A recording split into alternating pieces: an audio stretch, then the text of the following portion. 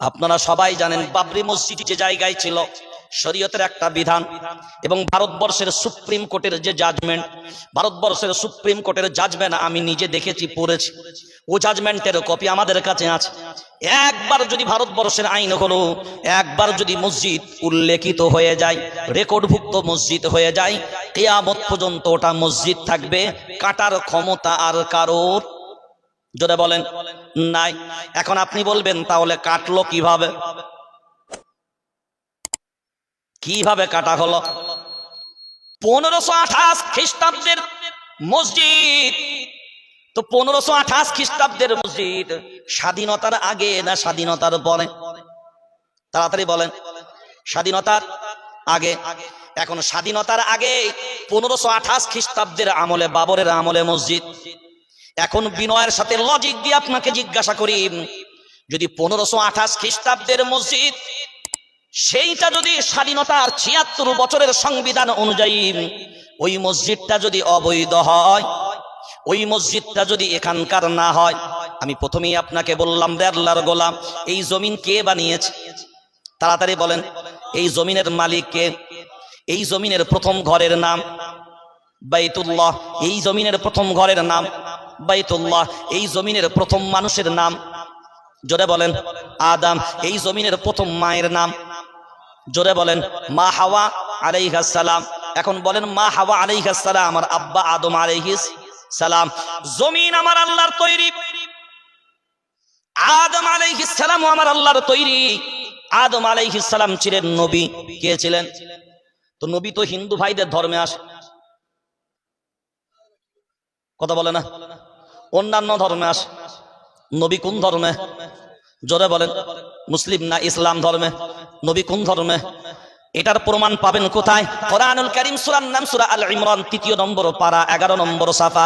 ইন্নাদ-দীনা ইনদাল্লাহিল ইসলাম। আল্লাহ বলেন আমার কাছে মনোনীত ধর্মের নাম হলো, জোরে বলেন, ইসলাম। কোরআনুল কারীম সূরার নাম সূরা মায়দা, ৬ নম্বর পারা, সাফা নাম্বার ৬ এর ভিতর আল্লাহ বললেন, আল ইয়াউমা আকমালতু লাকুম দীনাকুম ওয়া আতমামতু আলাইকুম নি'মাতি ওয়া রাদিতু লাকুমুল ইসলাম দীনা। এখানেও আল্লাহ বললেন, আল্লাহর গোলাম, আমি দ্বীনকে মুকাম্মাল করে দিলাম, দ্বীন মুকাম্মাল করে দিলাম। এটা আল্লাহ কখন বললেন? মায়ার নবী মদিনা বলার উপরে কোরআনুল কারীম যখন নাজিল হলো, এই সময় আল্লাহ জানিয়ে দিলেন, আজকে থেকে আমি দ্বীনকে মুকাম্মাল করে দিলাম, এরপরে নতুন করে আর কোনো দ্বীন আসবে না।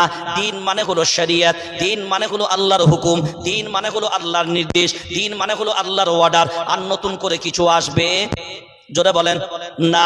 তাই আল্লাহ বললেন আমি মুকাম্মাল, কমপ্লিট করে দিলাম, আর নতুন করে নির্দেশিকা আসবে না।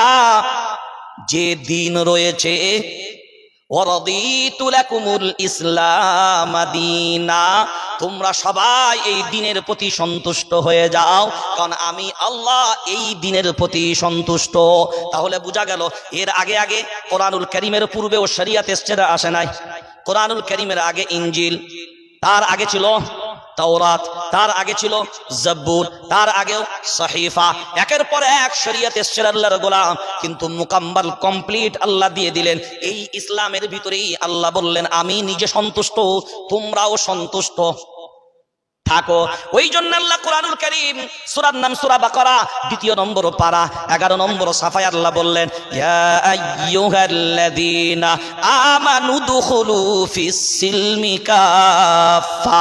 ওরে ঈমানওয়ালারা, তোমরা যদি দ্বীনের ভিতরে প্রবেশ করতে চাও, ইসলামের ভিতরে যদি প্রবেশ করতে চাও, ইসলামের ভিতরে পরিপূর্ণ ঢুকে যাও। এখন চিন্তা করে দেখেন, সব ইসলাম ইসলাম ইসলাম ইসলাম। ফামান ইউরিদিল্লাহু বিহি আন ইয়াহদিয়াহু ইয়াশরাহ সাদরাহু লিল ইসলাম। ৮ নম্বর পারা, সূরার নাম সূরা আনফাল, ৩য় নম্বর সাফার প্রথম আয়াতে আল্লাহ বললেন, শুনে রেখে দাও, আমি আল্লাহ যাদের অন্তরগুলোকে প্রশস্ত করি, আমি আল্লাহ যাদের অন্তরগুলোকে প্রশস্ত করি, তাদের দিলের ভিতরে দ্বীন সহজে আমি আল্লাহ ঢুকিয়ে দিই। এখন আল্লাহর কাছে মনোনীত ধর্মের নাম, জোরে বলেন। তাহলে দুনিয়ার জমিনে প্রথম যে ধর্মটা আসলো, ওর নাম, জোরে বলেন, ইসলাম ধর্ম আসলো প্রথম। বাবা আদম নবী হয়ে আসলেন প্রথম। এই দুনিয়ার জমিনও আমার আল্লাহ বানালেন প্রথম। কারণ পৃথিবীর ইতিহাসে এমন নাই যে কেউ দাবি করেছে এই জমিনটা অমুক বিজ্ঞান বানিয়েছে। ঘড়িও বানিয়েছে, ক্যামেরাও বানালো, প্লেনও বানালো, এই গাড়িও বানালো, এই গাড়ি সে বানালো, এটা ও বানালো, এটা এ বানালো, এটা এ বানিয়েছে, এটা ও বানিয়েছে। সব এক এক করে বলো, একজন কেউ দাবি করে নির আল্লাহর গোলাম এই পৃথিবীর জমিনটা অমুক বিজ্ঞান বানিয়েছে। কারণ বানানেওয়ালা তিনি একমাত্র আমার আল্লাহ, অন্য কেউ নয়। তাহলে প্রথম ঘর আমার আল্লাহর, প্রথম জমিন আমার আল্লাহর, প্রথম নবী আমার আল্লাহর। এখন বলো জমিন আমার আল্লাহর, জমিন আমার আল্লাহর, প্রথম ঘর আমার আল্লাহর, প্রথম ধর্ম আমার আল্লাহর, প্রথম বান্দা আমার আল্লাহর, আর হুকুম চলবে তোমার না আমার আল্লাহর। আলা লাহুল খালকু ওয়াল আমরু তাবারাকাল্লাহু রাব্বুল আলামিন। আল্লাহু আকবার বলেন। हकीकत से तू दुनिया बेखबर है, दुनिया की नुमाइश पर नजर है, नमी गोयम के आज दुनिया जुदा बाश, बाहर कारे के बाशी बा खुदा बाश। কারোর জন্য কোনো ঘাবড়াবার জায়গা নাই, কারোর জন্য কোনো টেনশনের জায়গা নাই। তুমি দুনিয়ার মোহে পড়ে ঘুরে বেড়াও, কোনো টেনশন চিন্তার কোনো কারণ নাই।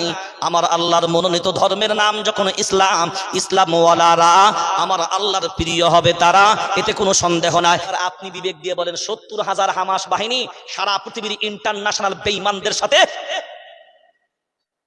বলো না ভারতবর্ষে ৪০ কোটি মুসলমান আর হামাস বাহিনী কত বললাম? ৭০,০০০ টোটাল, মেন বাহিনী হলো ৪০,০০০। আর আপনার ভারতবর্ষ কত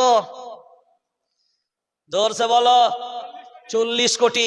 হাই রে আফসোস, আজকে এক শ্রেণীর মানুষ বলছে বাবরি চলে গেছে তো কি হয়েছে, ওই অযোধ্যায় যে মসজিদ বানাবো না ভারতবর্ষের নাম্বার 1 হবে। এখন বলেন, কেউ যদি বলে তোর বাপ মরে গেছে, কান্না করিস না, তোর মাকে তোর বাপের থেকে আরো একটা ভালো বাপ দেব, কারা কারা রাজি আছে? কথা বলে না কেউ? রাজি হবেন? আচ্ছা, যে বাপটা আমার ছিল ওটা ছিল ল্যাংড়া, তারপরেও কথা বলেন না কেন? যে বাপটা ছিল ওটা ছিল আমার থেকে কালো খাঁদা, তারপরেও যদি বলে তো হারে হতচ্ছাড়া, তোদের এতটুকু মেমোরি নাই? আসল বিজয় তো সেখানে। তুই কি সারা জীবন ভর ওই মসজিদের নাম বাবরি মসজিদ দিবি? না ওই বাবরি মসজিদ পাবি?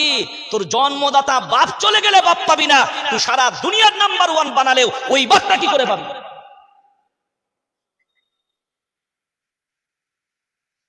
এখন বলেন ওই 5 একর জায়গা নিল কারা? কথা বলেন না কেন? বাস্তবকে এড়িয়ে দুনিয়া চলবে না। আমাদেরই জাত ভাই, আমাদেরই, কথা বলেন না কেন? আমাদেরই জাত ভাই। যদি ওই জায়গাটা না নিত তাহলে ভারতবর্ষের মুসলমানদের মান সম্মানটা অনেকটা উঁচুতে থাকত। আমরা ভিক্ষা নয়, এই ভারতবর্ষের জমিন আমার বাপ এসছে প্রথম, এই জমিন আমার রবের। আলা লাহুল খালকু ওয়াল আমর, সৃষ্টি যার, আইন চলবে, আইন চলবে তার। আর আমার স্রষ্টার সৃষ্টির মাটির উপরে আমার রবের ঘর থাকবে না, অন্যের ঘর থাকবে, তাই না? সারা জীবন তোমাকে কলঙ্কিত অধ্যায় রাখতে হবে, কারণ মুসলমান সারা জীবন বলবে আমার বাপের জায়গাতে তুমি বানিয়েছো। কথা বলে না? সরকার আজ আছে, কালকে অন্য সরকার আসার পরে যদি আবার বিবাদ শুরু হয় তাহলে সারা জিন্দেগি এ ভারতবর্ষের জমিনে একটা লেফড়া লাগানোর ব্যবস্থা তৈরি হয়ে গেল। বুঝতে পারেন নাই? এ দেশের মানুষ শান্তিতে আর বাস করতে পারবে না, কারণ সারা পৃথিবীর সব থেকে কুচক্র যারা, তারা জানে যদি কোনো জাতিকে শেষ করতে হয়, কোনো দেশকে শেষ করতে হয় তো গৃহযুদ্ধ লাগিয়ে দাও। কি লাগিয়ে দাও? হ্যাঁ, এই বর্তমান সময়ে এগুলোকে অনুভব করবেন, কারণ গৃহযুদ্ধ না লাগালে জব্দ করা যাবে যাবে না। ওই জন্য বড় বড় ডাকাতি যখন হয় না, তখন আশেপাশের লোকের যদি হাত না থাকে বড় ডাকাতি করা সম্ভব হবে, কারণ খবরাখবর সবকিছু প্ল্যান সবকিছু দেবে কে? ঘরের ভিতরে লোক হতে হবে। আমি খুব ব্যথা নিয়ে কথাটা বলছি। আপনারা দেখবেন সোশ্যাল মিডিয়ায়, ইন্টারনেটের যুগে বহু টিভি মিডিয়া পর্যন্ত দিয়েছে। আজ এক শ্রেণীর মানুষ বুক ফুলিয়ে মিডিয়ার সামনে বলছে, এ ভারতবর্ষে কেউই মুসলমান নয় আমরা ছাড়া। কি বললাম? কথা বলেন। কেউই মুসলমান নয়, শুধুমাত্র মুসলমান কারা? শুধু বলছে মুসলমান আমরা। যিনি বলছেন তিনি একটা মাজারের উপরে দাঁড়িয়ে আছেন। কার উপরে? আরে আপনি মাজার মানেন আর করে আলাদা জায়গা, কিন্তু আপনি যদি ওখান থেকে দাঁড়িয়ে বলেন যে আমরাই হলাম মুসলমান আর বাকিরা কেউ, কথা বলেন, মুসলমান না। চিন্তা করেন বাইরের লোকেদের কাছে খবরটা কি যাচ্ছে। শত্রু কোথায়? শত্রু কোথায়? ঘরে। এখন এই জায়গাটা এবার ভাবনা চিন্তা করে বলেন, এ মুসলমান লড়বেন কার বিরুদ্ধে? লড়াইটা কার? এখন হকের পক্ষ নিয়ে লড়বেন যাদের বিরুদ্ধে। এখন ঘরের লড়াই ঘরেই থাকবে, বাইরে বের করার আগে ঘরে লড়াই শুরু হবে। কারণ কালিমার দাওয়াত তুমি বাইরে তো পরে দিবে আল্লাহর গোলাম, তোমার ঘরের ভিতরে দেখো আগে কালিমা ওয়ালা তোমার ঘরের ভিতরে আছে কিনা। লূত আলাইহিস সালাম নবী, বিবি হলো নাম্বার 1 দুশমন। নূহ আলাইহিস সালাম নবী, বিবি হলো নাম্বার 1 দুশমন। নূহ আলাইহিস সালাম নবী, বেটা হলো নাম্বার 1 দুশমন। ইব্রাহিম আলাইহিস সালাম নবী, বাপ হলো নাম্বার 1 দুশমন। মায়ার নবী মদিনা ওয়ালা চাচা হলো আপন নাম্বার 1 দুশমন। হে মুসলমান, বিবেক দিয়ে ভাবনা চিন্তা করে যদি আমরা দেখি, দুশমন বাইরে না, দুশমন ঘরের ভিতরে। আল্লাহর গোলাম, আমাদের বাড়ির ছেলেরা, আমাদের বাড়ির সন্তানেরা অন্যদিকে তাকানোর দরকার হবে না। আমরা নিজেরাই যদি আমাদের বাড়ির দিকে তাকাই, আমার ছেলের আদর্শ ইহুদির মতন, আমার ছেলের আদর্শ খ্রিস্টানের মতন, আমার বাড়ির আদর্শ খ্রিস্টান ইহুদির মতন, অন্য সংস্কৃতির আদর্শ তার ভিতরে। আল্লাহর গোলাম, হে মুসলমান, তুমি নিজেকে দাবি করো আমি একজন ঈমানওয়ালা, আমি একজন কালিমাওয়ালা, আমি একজন নবী মান্যওয়ালা। খুব ভালো করে বিনয়ের সাথে জানা দরকার, মায়ার নবী মদিনাওয়ালার মুহাব্বত শুধু থাকলেই হবে না, নবীর মানার সিফাত আগে তোমার ভিতরে থাকা লাগবে। এখন নবীকে মান্যওয়ালা যারা হবে না, হকের উপরে তারা কোনোদিন উইকেটে টিকে থাকতে পারে? যদি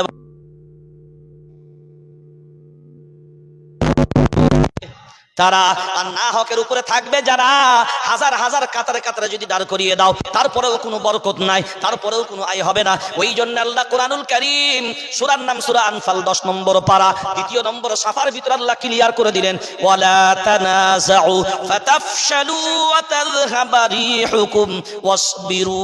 ওরে আল্লাহর গোলাম, আল্লাহ বলেন তোমরা নিজেদের ভিতরে তোমরা বিচ্ছিন্ন হবে না। তোমরা যদি নিজেদের ভিতরে বিচ্ছিন্ন হও, আমি আল্লাহ জানিয়ে দিলাম সহজেই তোমরা পরাজিত হবে। এ মুসলমান, কাউকে তাকানোর দরকার নাই। তুমি একবার তোমার পিছনটার দিকে তাকাও, তোমার অতীতের দিকে একবার তাকিয়ে তোমার পূর্বের দিকে তাকিয়ে দেখো। এ ভারতবর্ষের জমিন তোমরা 850 বছর শাসন করেছো। কত বছর? হে মুসলমান, 850 বছর শাসন করলে কুতুব মিনার তোমার বাপের, লাল কিল্লা তোমার বাপের, আর তাজমহল তোমার বাপের, গোলকেন্ডা কিলা তোমার বাপের, লাল কিল্লা তোমার বাপের, এই ভারতবর্ষের মানচিত্র যা আছে তোমার বাপের, দিওয়ানি আম তোমার বাপের, দিওয়ানি খাস তোমার বাপের। সব ভারতবর্ষকে সুন্দরভাবে সাজালে 850 বছর এদের শাসন তোমরা করলে। তারপরেও বিনয়ের সাথে আজকে যদি মুসলমান এই দেশের মাটিতে যদি থাকার সময়, এই কয়েকদিন আগে দেখবেন ঘোষণা হয়ে গেল মিডিয়ায়, রাম মন্দির যেটা তৈরি হচ্ছে এটা নাকি 2 জন মুসলমান যুবক হুমকি দিয়েছে এইটা বোম মেরে উড়িয়ে দেবে। শোনেননি খবর? আর যেমনি ভিতরে ঢুকে তালাশ করতে নামলো, ডুবুরি যখন নামানো হলো, দেখো তো হুমকিটা কোথা থেকে এলো। হায়রে আফসোস, বড় লজ্জা আর ধিক্কার। তালাশ করে দেখা গেল 2 জন যুবক, মুসলমান না, মুসলমান না, 2 জন যুবককে একজন নিকৃষ্ট নেতা মুসলমান সাজিয়ে হুমকিটা দেওয়া করিয়েছিল। এর বিচার হবে? কথা বলেন না কেন? বিচার হবে? প্রথমে তো রটিয়ে দিলে। এগুলো ভারতবর্ষের জমিনে চলতে দেওয়া যাবে না, এগুলো বন্ধ করা লাগবে। এ দেশ হলো গান্ধীজির দেশ, এ দেশ বল্লভ ভাই প্যাটেলের দেশ, এ দেশ জওহরলাল নেহরুর দেশ, এদেশ মাহমুদুল হাসান দেওবন্দির দেশ, এদেশ আতাউল্লাহ বুখারীর দেশ, এদেশ মাওলানা উবাইদুল্লাহ সিন্ধির দেশ, এ দেশ হিন্দু মুসলিম খ্রিস্টান জৈন বুদ্ধ সব ধর্মের মানুষের দেশ। এদেশ সংস্কৃতির দেশ, এদেশ সম্প্রীতির দেশ, এদেশ সংহতির দেশ, এদেশ ভালোবাসার দেশ। সারা দুনিয়ার জমিনে যাবেন, ভারতবর্ষের মতন এমন মাল্টিমিডিয়া দেশ দুনিয়ার জমিনে আর কোথাও পাবেন না। আমি সিদ্দিকুল্লাহ পর্যন্ত বলে গেলাম, মক্কা আর মদিনা শহর, এই দুটো শহর বাদ দিয়ে সারা দুনিয়ার জমিনে লিখে রেখে দেন, ভারতবর্ষের মুসলমান অন্যান্য দেশের থেকে হাজার গুণ অন্যান্য দেশের থেকে ভারতবর্ষের মুসলমান হাজার গুণ।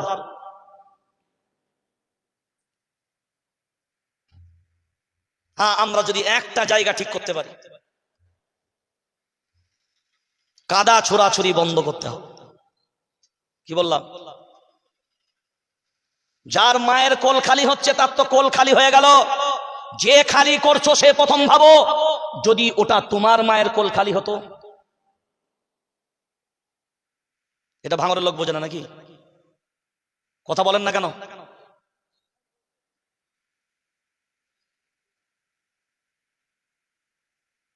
লিখে রেখে দেন, আইবি ডিআইবি গোয়েন্দা বিভাগ তাদেরও জানা দরকার, প্রশাসনিক বন্ধুদেরও জানা দরকার।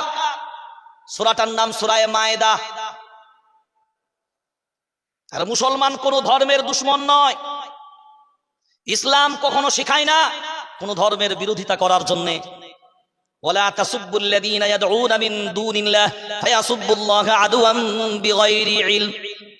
আল্লাহর কোরআন জানিয়েছে, আল্লাহর গোলাম অন্যান্য ধর্মের দেব দেবীদেরকে, তারা যাদেরকে পূজা করে তাদেরকে তোমরা কটু বাক্য বলবে না, তাদেরকে তোমরা গালি দেবে। কার কথা? আরে যে যাকে পূজা করে ঠিক কথা, কিন্তু তোমরা ঈমানওয়ালারা গালি দেবে, কটু বাক্য বলবে না। নিষেধটা কে করেছেন? যে আল্লাহ নিষেধ করলেন সে ঈমানওয়ালা মুসলমান গালি দিতে পারে। তোমার যাকে ভালো লাগে তুমি তাকে পূজা করবে। মৃত্যুর পরে আমার রবের সাথে তোমার সাক্ষাৎ যখন হবে, আমার রব বুঝে নেবে কাকে কি দেবে, কোনটাকে কেমন সাইজ করবে। আমার সাথে কোনো জায়গা নাই, আমার রবের সাথে বোঝাপড়া তোমার হবে। সূরার নাম সূরা মায়েদা, 6 নম্বর পারা, 12 নম্বর সাফার প্রথম আয়াতে। এবার শুনে নেন, ইসলাম কখনো শত্রুতা শেখায় না। আন্নাহু মান কাতালা নাফসান বিগাইরি নাফসিন আও ফাসাদিন ফিল আরদি ফাকান্নামা কাতালান নাসা জামিআ। আইবি গোয়েন্দা বিভাগও যদি থাকেন, ভিন্ন জায়গায় রাস্তায় দাঁড়িয়ে আছেন, যারা কল রেকর্ড করছেন, তাদেরকে আবারও বলছি রিপোর্টটা আপনারা নথিভুক্ত করেন। কোরআনুল কারীম সূরার নাম সূরা মায়েদা, 6 নম্বর পারা, সাফা নাম্বার 6 এর ভিতরে, এই 12 এর ভিতরে আল্লাহ বললেন, আন্নাহু মান কাতালা নাফসান বিগাইরি নাফসিন আও ফাসাদিন ফিল আরদ ফাকান্নামা কাতালান নাসা জামিআ। আল্লাহ শুনিয়ে দিলেন, শুনে রেখে দাও, একজন নিরীহ মানুষকে, বলেন আমার সাথে বাংলাটা, একজন নিরীহ মানুষকে, বাংলাটা বলেন সবাই, কেউ যদি হত্যা করে, সমগ্র পৃথিবীর মানব জাতিকে হত্যা করার পাপ তার আমলনামায় চাপানো হবে। একজন মানুষকে যদি কেউ হত্যা করে, সমগ্র পৃথিবীর মানব মণ্ডলীকে হত্যা করার পাপ তার আমলনামায় হবে। হে আইবি ডিআইবি গোয়েন্দা বিভাগ, হে প্রশাসনিক বন্ধু, সব সরকার বাহাদুর সবারই জানা দরকার, ইসলাম কোনোদিন হত্যার পক্ষে নয়। তাহলে তোমরা কি করে বলো ইসলামই হলো সন্ত্রাসের জন্মদাতা, ইসলামই হলো জঙ্গিবাদী? না না, জঙ্গির সাথে ইসলামের কোনো সম্পর্ক নাই, সন্ত্রাসের সাথে ইসলামের কোনো সম্পর্ক নাই।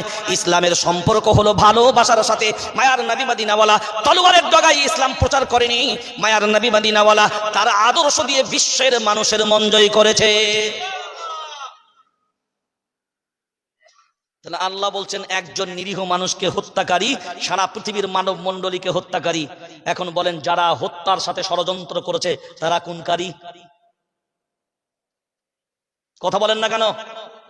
স্বচ্ছ আমাদের হতে হবে, এমন ভাবে স্বচ্ছ হতে হবে, আমি যে দল করি না কেন, আমি যে পার্টি করি না কেন, আমি যে মতে চলি না কেন, আমার ঊর্ধ্বতন কর্তৃপক্ষদেরকে প্রকাশ্যে ঘোষণা দিতে হবে, আমার দলের কোনো প্রতিনিধি, আমার পার্টির কোনো প্রতিনিধি, আমার মতের কোনো প্রতিনিধি কোন মানুষের হত্যার পিছনে যদি ষড়যন্ত্রকারী হয়, কোন অপরাধের সাথে যুক্ত হয়, আমরা আমাদের দল থেকে, আমরা আমাদের পার্টি থেকে, আমরা আমাদের নীতি থেকে তাদেরকে আগাম বহিষ্কার করলাম এবং আমরা সাপোর্ট দিয়ে তার উপযুক্ত শাস্তির ব্যবস্থা করব। একটা দলও এমন বলবে বলে মনে হয় আগামীকালকে। তাহলে বুঝতে হবে স্বচ্ছতার নিরিখে কেউ আগাতে চায়, ভেজালি সবাই যেতে চায়, কিন্তু ভেজালে আমরা কেন পা দেবো ভাই? ভেজালে আমরা কেন পা দেব ভাই? হবেন তো তেজপাত, মনে পড়ছে এবার? হবেন কি তেজপাতা, শুধু খুশবুটা একবার ছিঁড়ে দিয়ে দেবে, খুশবুটা হয়ে গেলে মাল ডাস্টে